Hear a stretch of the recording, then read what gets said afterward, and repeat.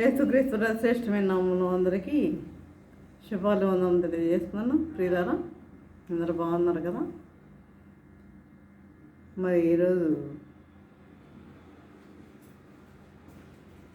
ధ్యానించబోయే లేఖన భాగం చూసినట్లయితే యెషయా గ్రంథం 49వ అధ్యాయం 15-16 వచనం చూద్దాం. యెహోవా నన్ను విడిచిపెట్టి ఉన్నాడు, ప్రభు నన్ను మర్చి ఉన్నాడని అనుకున్నది.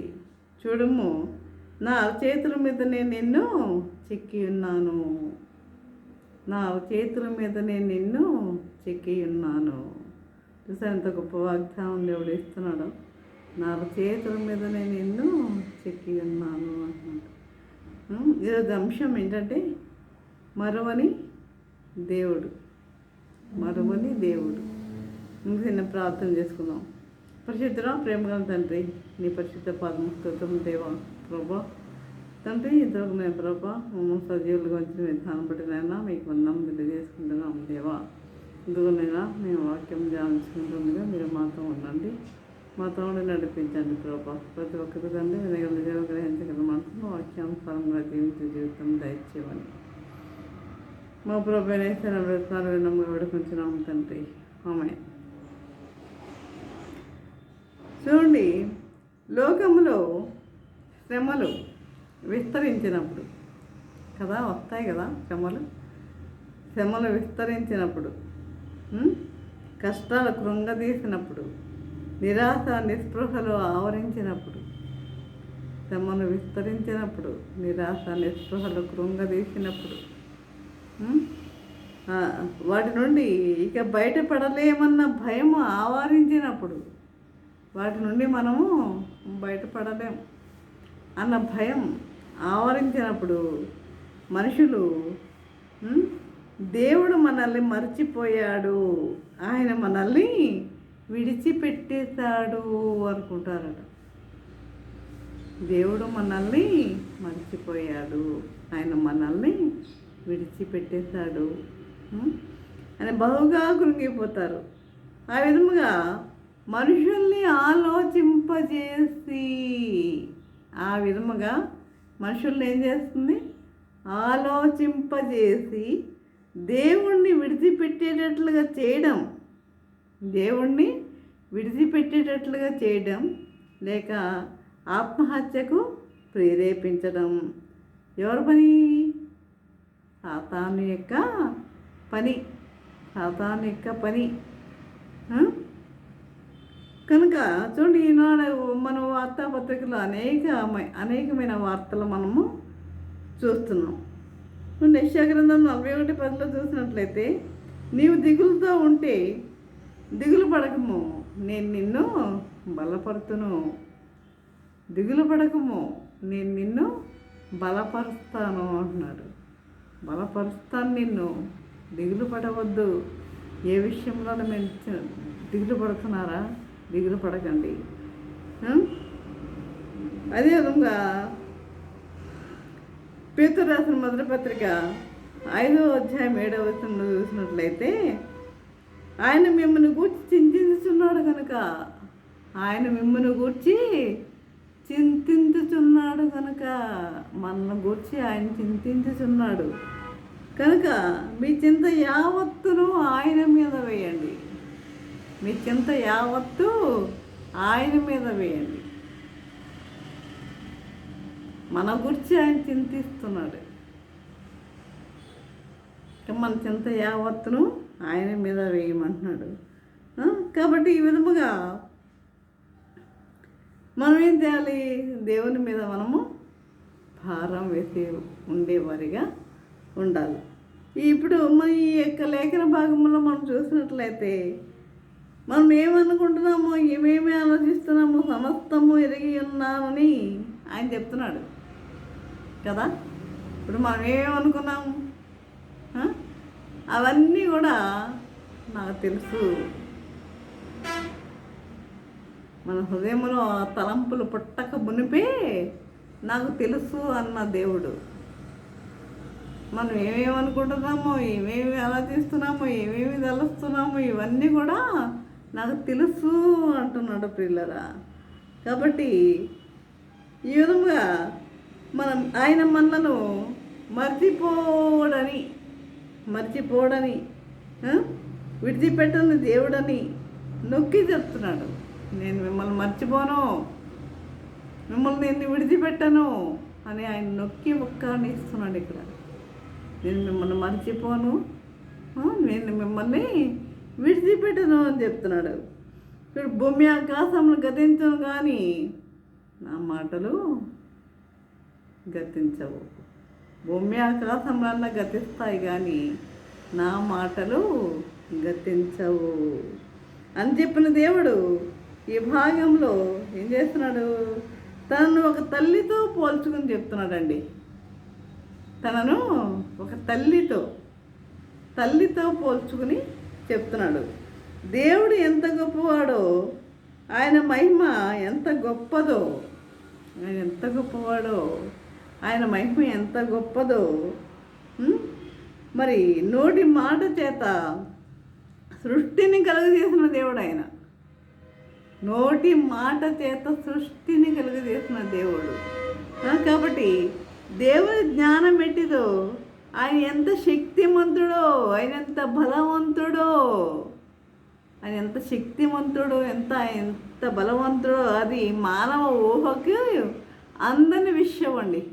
ఆయన మానవ ఊహకి అందని విషయం. అంత గొప్ప దేవుడు తను ఒక తల్లితో పోల్చుకుని చెప్తున్నాడు. ఏమని? తల్లి అయినా తన బిడ్డను మరుచును కానీ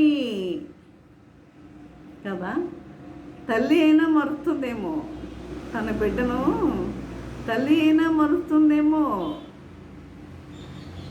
కానీ నేను నిన్ను మరువను.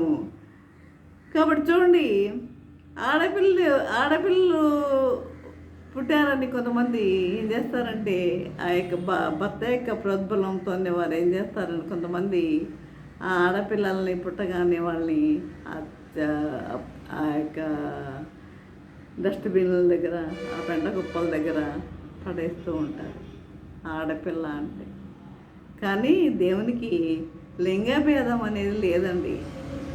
లింగభేదం అనేది లేదు. స్త్రీ అయినా పురుషుడైనా అనేది సమానమే. కాబట్టి చూడు, మనము యెషయా గ్రంథంలో మనము చూస్తాము, రాజు రెండో గ్రంథంలో చూస్తాము, 6వ అధ్యాయం 28-29 వచనాల్లో చూస్తే ఇది చాలా భయంకరమైన విషయం. ఎలా అంటే, ఇద్దరు తల్లులు ఏం చేస్తారు? వాళ్ళు కరువు సమయంలో వారి యొక్క బిడ్డను చంపుకొని తింటారు. కానీ రెండవ బిడ్డ, ఇంకొక ఆమె బిడ్డను ఆమె ఏం చేస్తుంది?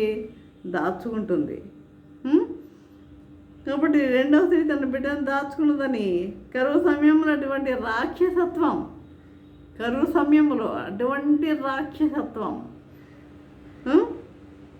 కూడా బిడ్డలను కన్న తల్లిలో కనబడుచున్నది. అంటే అటువంటి రాక్షసత్వం కూడా బిడ్డలో కనిన తల్లిలో కూడా కనబడుతుంది. అంటే అటువంటి క్రూరులు కూడా, అలాంటి స్వభావం కలిగిన వాళ్ళు కూడా ఉన్నారు అన్న విషయం కూడా ఇక్కడ మనకి అర్థమవుతుంది. కాబట్టి స్త్రీ తన గర్భాన పుట్టిన బిడ్డను కరుణింపకుండా మరచున, స్త్రీ తన గర్భాన పుట్టిన బిడ్డను కరుణింపకుండా మరచున,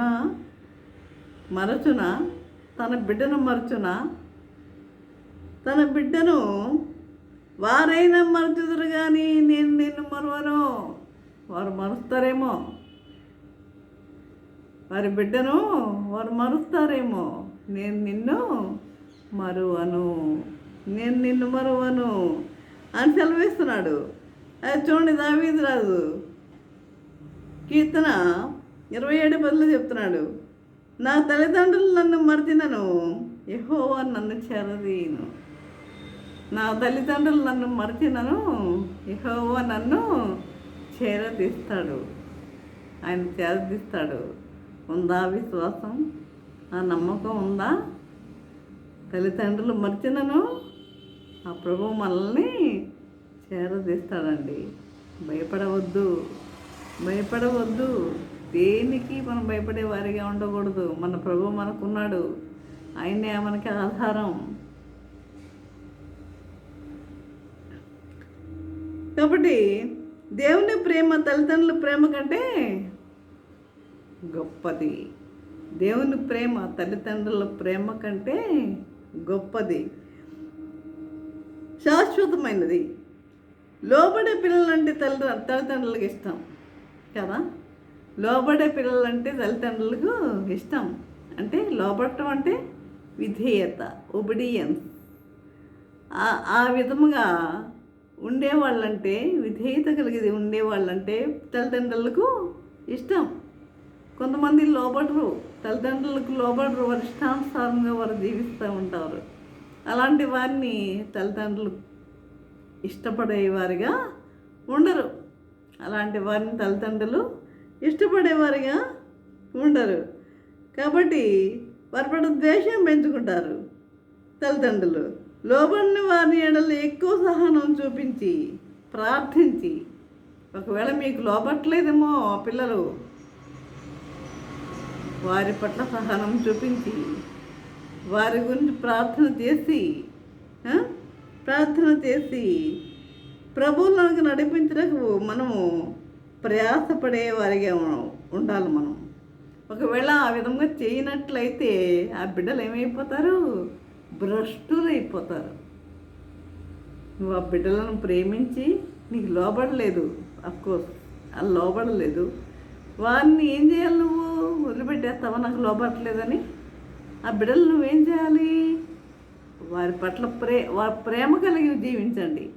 ప్రేమ కలిగి, సహనం కలిగి వారిని ప్రేమించి ఆ విధంగా ఉన్నట్లయితే వారు నీకు లోబడేవారిగా ఉంటారు. అలా వారు లోబడలేదు కదా అని చెప్పి వారిని వదిలేస్తే వాళ్ళు ఏమైపోతారు? భ్రష్టులైపోతారు.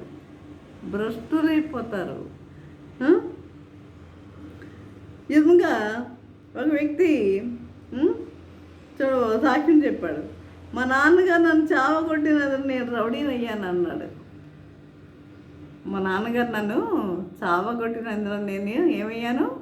రౌడీని అయ్యాను. రౌడీలు అవుతారు, దొంగలు అవుతారు, అన్నీ అవుతారు.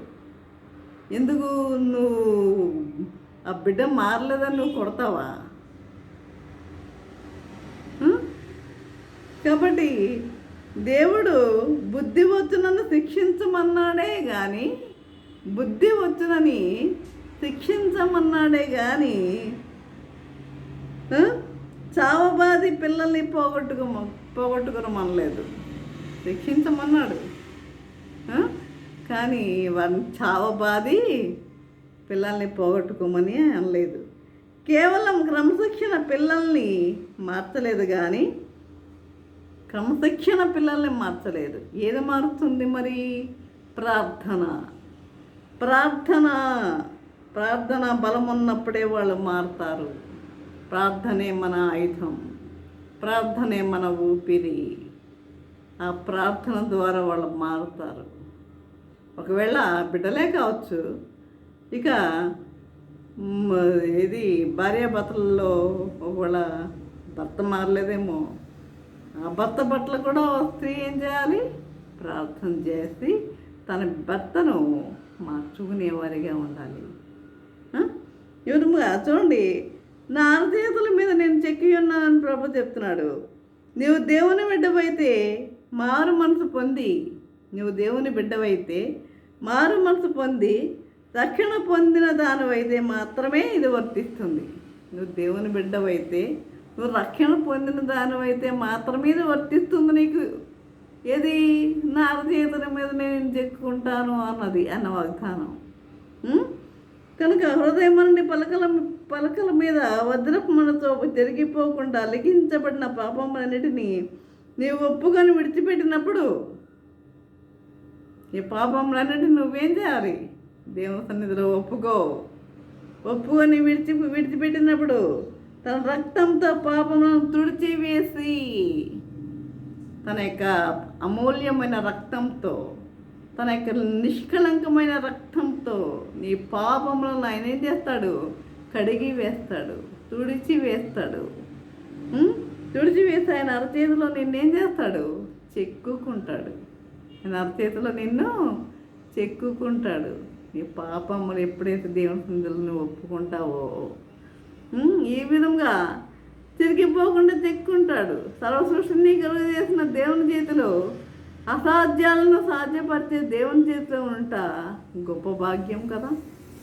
అసాధ్యాలను సాధ్యపరిచే దేవుని చేతిలో ఉంటా గొప్ప భాగ్యం. ఆయన మర్చిపోయే దేవుడు కాదు. ఆయన మర్చిపోయేది ఏంటి? నీ పాపం మట్టుకే. నీ పాపం మట్టుకే. వారి అక్రమముల విషయమై దయగలిగి ఎన్నడూ జ్ఞాపకము చేసుకునను అన్నాడు కదా. వారి అక్రమం విషయంలో దయగలిగి నేను ఎన్నడూ జ్ఞాపకం చేసుకున్నాను అని చెప్తున్నాడు. అయితే దేవుని బిడ్డలమని చెప్పుకుంటున్న మనము అనేక సార్లు క్షమించినా కానీ మర్చిపోలేని దుస్థితిలో ఉంటున్నాం. క్షమించినా కానీ మర్చిపోలేని దుస్థితిలో ఉంటున్నాం. ఈ బలహీనతల నుండి విడుదల పొందాలి మనం. ఈ బలహీనతల నుండి మనం విడుదల పొందేవారిగా ఉండేవారిగా ఉండాలి. ఈ బలహీనతల నుండి అదే చూడండి. ఇంకొక సందర్భంలో చూసినట్లయితే చూడండి, హోషేయ గ్రంథం 3వ అధ్యాయం 6వ వచనంలో, నీవు నీ దేవుని ధర్మశాస్త్రమును మరచితివి కనుక, నీ దేవుని ధర్మశాస్త్రమును మరచితివి కనుక నేను నీ పిల్లలను మరుతును. నీ దేవుని ధర్మశాస్త్రం మరిచావు కనుక నేను నీ పిల్లలను మరుతును అంటున్నాడు. అంటే తల్లిదండ్రుల వాక్య ప్రకారం జీవించేవారైతే దేవుడు ఏం చేస్తాడు? వారి పిల్లలను జ్ఞాపకం పెట్టుకుంటాడు. వారి పిల్లల్ని జ్ఞాపకం పెట్టుకుని వారిని ఏం చేస్తాడు? దీవిస్తాడు, ఆశీర్వదిస్తాడు. కాబట్టి నీతిమంతులు నిత్యము జ్ఞాపకములో నుందురు, దుష్టుల సంతానము జ్ఞాపకమునకు తేపడదు. నీతిమంతులు ఎప్పుడు కూడా దేవుని యొక్క జ్ఞాపకంలో ఉంటారు, కానీ దుష్టులు దేవుని జ్ఞాపకంలో ఉండరు. దుష్టులు మాత్రం. కనుక నీ పిల్లలు నిత్యం ఆయన దృష్టిలో ఉండాలంటే, నీ పిల్లలు నిత్యము ఆయన దృష్టిలో ఉండాలి అంటే నీవు రక్షణ పొంది, నువ్వు మారు మనసు పొంది, నీ పేరు జీవగ్రంథంలో రాయబడినప్పుడు మాత్రమే, నీ పేరు జీవగ్రంథంలో రాయబడినప్పుడు మాత్రమే ఆయన నిన్ను అరచేతిలో చెక్కుకుంటాడు. ఆయన నిన్ను అరచేతిలో చెక్కుకుంటాడు. చాలామంది చదివేస్తారు ఆయన అరచేతిలో చెక్కుకుంటానన్నాడండి అని. మరి ఇవన్నీ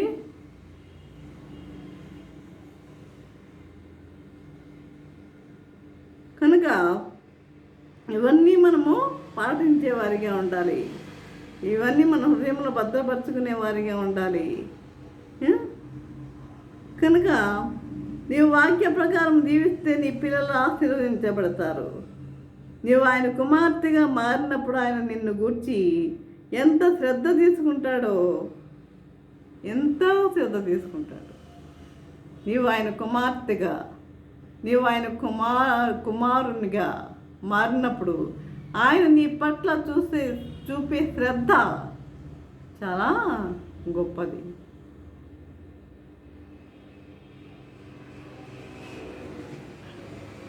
కొన్ని విషయాలు చెప్పి ముగించుకుందాం. యెషయా గ్రంథం 46వ అధ్యాయం 34వ వచనాలు చూస్తే, తల్లి తన గర్భంలో పుట్టినది మొదలు ఆయన మనల్ని భరిస్తున్నాడని, తల్లి తన గర్భంలో పుట్టినది మొదలు ఆయన మనల్ని ఏం చేస్తున్నాడు? భరిస్తున్నాడు. ఆయన మనల్ని సంకన పెట్టుకునేవాడని, ఆయన ఏం చేస్తున్నాడు? మనల్ని సంకన పెట్టుకునేవాడని, ఎత్తుకునేవాడని, ముసలితనము వచ్చే వరకు ఎత్తుకునేవాడని సెలవిస్తున్నాడు. ఇక ముసలితనం వచ్చే వరకు కూడా నిన్నేం చేస్తాడంట, ఎత్తుకుంటాడంట ప్రియులారా, ఎత్తుకుంటాడంట. ద్వితీయోపదేశకాండం 1:31 చూడండి. మనుషుడు తన కుమారుని ఎత్తుకున్నట్లు, మనుషుడు తన కుమారుని ఎత్తుకున్నట్లు మీ దేవుడైన యెహోవా మిమ్ముని ఎత్తుకుని వచ్చాను. మీ దేవుడైన యెహోవా మిమ్మలను ఎత్తుకుని వచ్చాను.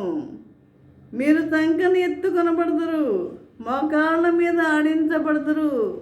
ఒకరి తల్లి వారిని ఆదరించినట్లు నేను మిమ్మల్ని ఆదరిస్తాను.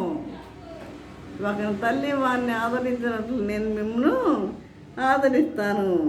యెషయా 66:12 చూసినట్లయితే, నీవు దేవుని వాక్య ప్రకారం నీతిగా యథార్థంగా జీవిస్తున్నానని చెప్పగలిగితే, దేవుని వాక్య ప్రకారం నువ్వు దేవుని వాక్య ప్రకారము నీవు నీతిగా యథార్థంగా నువ్వు జీవించినట్లయితే, జీవిస్తున్నానని నువ్వు చెప్పగలిగితే, గుండెల మీద చేసి చెప్పగలిగితే, మరి హిజ్కియా ప్రార్థించినట్లుగా నువ్వు ప్రార్థించగలవు. హిజ్కియా ప్రార్థించినట్లుగా నీవు ప్రార్థించగలవు. హిజ్కియా ప్రార్థించినప్పుడు దేవుడు ఏం చేశాడు? 15 సంవత్సరాల ఆయుష్ను పెంచాడు కదా. మరి నీ మనస్సాక్షి నీ మీద దోషారోపణ చేస్తే, ప్రభువా నేను నీ బిడ్డను, నా కొరకు దీన్ని చేయమని నువ్వు ప్రార్థించలేవు. నీ మనస్సాక్షి మీద దోషారోపణ చేస్తే, ప్రభువా నేను నీ బిడ్డను, నా కొరకు దీన్ని చేయమని నువ్వు ప్రార్థించలేవు. ఎందుకంటే నీ మనస్సాక్షి దోషారోపణ చేస్తుంది కాబట్టి మనం అప్పుడు అలా ప్రార్థించలేము. ఒక దైవజనుడు ప్రభు నన్ను విడిచిపెట్టాడని బాధతో చింతిస్తుంటే, ఒక దైవజనుడు నన్ను విడిచిపెట్టాడు ప్రభు అని బాధతో చింతిస్తుంటే, నేను నిన్ను ఎత్తుకున్నాను, కనపడుతున్న పాదముద్రలు నావి, నీవి కాదు. కనపడుతున్న పాదముద్రలు నావి, నీవి కాదు అని చెప్పిన సందర్భం మనకు తెలుసు. ఒక చిన్న బిడ్డకి జ్వరం వస్తే తల్లి మిగతా బిడ్డల్ని విడిచిపెట్టి ఎలాగ మంచం దగ్గర కూర్చుంటుంది చెప్పండి? ఒక బిడ్డకి జ్వరం వస్తే బిడ్డలను విడిచిపెట్టి ఆ బిడ్డ దగ్గరనే కూర్చుంటుంది కదా. అలాగే మన ప్రభు మన బాధల్లో, మన చింతల్లో, మన అనారోగ్యాల్లో, మన సమస్యల్లో మనకు సమీపముగా ఉంటాడు.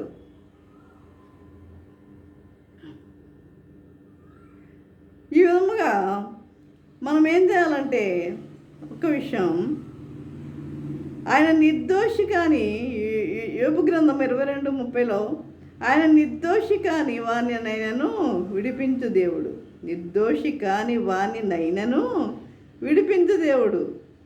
ఎప్పుడు? భూమియు అందున్నదంతయు నాదే అని చెప్పిన దేవునికి నీ ఆర్థిక పరిస్థితి మార్చడం చాలా చిన్న విషయం.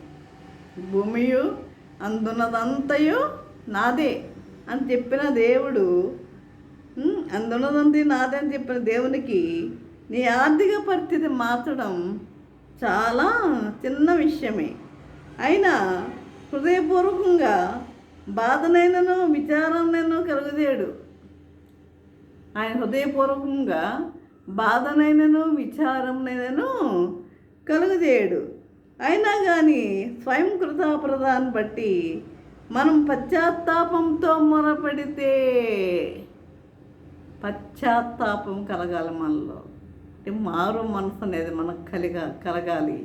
పశ్చాత్తాపంతో మనం మొరపెడితే ఆయన నిర్దోషి కాని వాని నైనను విడిపించు దేవుడు, నిర్దోషి కాని వాని నైనను విడిపించు దేవుడు. కాబట్టి యెషయా 28:16 చూస్తే, దేవుని యందు నమ్మకముంచు, ఆయన యందు నమ్మకముంచు. నమ్మకం కలిగి జీవిస్తున్నారా? నమ్మకం కలిగి ఉంటున్నారా? ఆయన యందు విశ్వాసం కలిగి జీవిస్తున్నారా? దేవుని యందు నమ్మకం ఉంచు. విశ్వసించువాడు ఏం చేస్తాడు? కలవరపడడు. దేవుని యందు విశ్వాసం ఉంచువాడు కలవరపడడు.